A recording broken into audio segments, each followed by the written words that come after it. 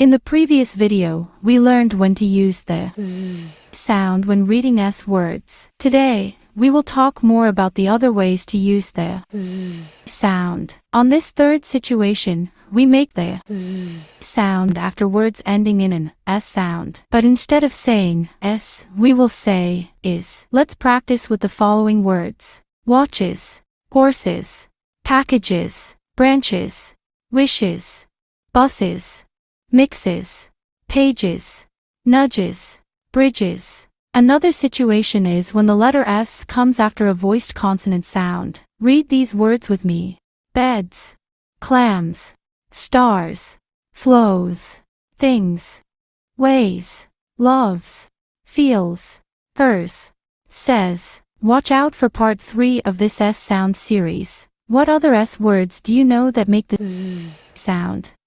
Follow for more.